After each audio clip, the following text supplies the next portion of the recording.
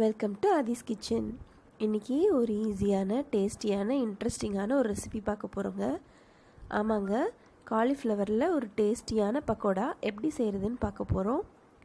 அது எப்படி செய்கிறதுன்னு பார்க்குறதுக்கு முன்னாடி இது வரைக்கும் ஆதிஸ் கிச்சனை சப்ஸ்கிரைப் பண்ணாதவங்க ப்ளீஸ் சப்ஸ்கிரைப் பண்ணுங்கள். பக்கத்தில் இருக்கிற பெல் ஐக்கனையும் ப்ரெஸ் பண்ணிக்கோங்க.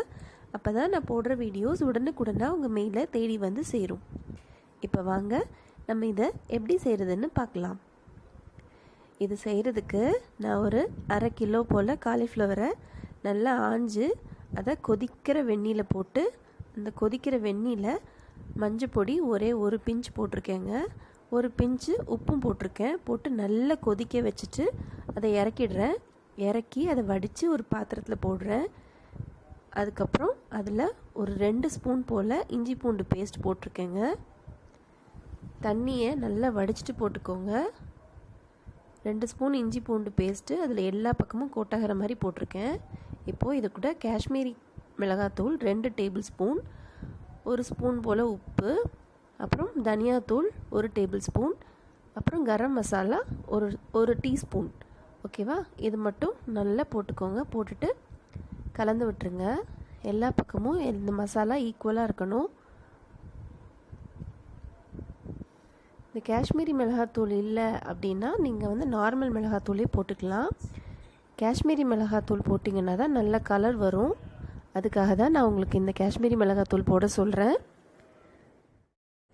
இப்போது இதில் மசாலா நல்லா கோட் ஆகணுங்க. அந்த அளவுக்கு நல்லா கலந்து விட்டுட்டு இதை ஊற விடுங்க. ஒரு 1/2 மணி நேரம் போல் நல்லா ஊறணும். 1/2 மணி நேரம் ஆனதுக்கப்புறமா இதில் 1 டேபிள் ஸ்பூன் போல் இப்போது இதில் 1 டேபிள் ஸ்பூன் போல் அரிசி மாவு போட்டிருக்கேங்க. 4 டேபிள் ஸ்பூன் அளவுக்கு கடலை மாவு போட்டுக்கிறேன். இது நல்லா கிறிஸ்பியாக வரும், சூப்பராக இருக்கும். இதில் 1 டேபிள் ஸ்பூன் அளவுக்கு கார்ன்ஃப்ளவர் சோள மாவு போட்டுக்கிறேங்க. போட்டுட்டு நல்லா கலந்து விட்டுக்கோங்க. இதில் தண்ணியே ஊற்றக்கூடாதுங்க. தண்ணி ஊற்றினீங்கன்னா சொதன்னு ஆகிடும்.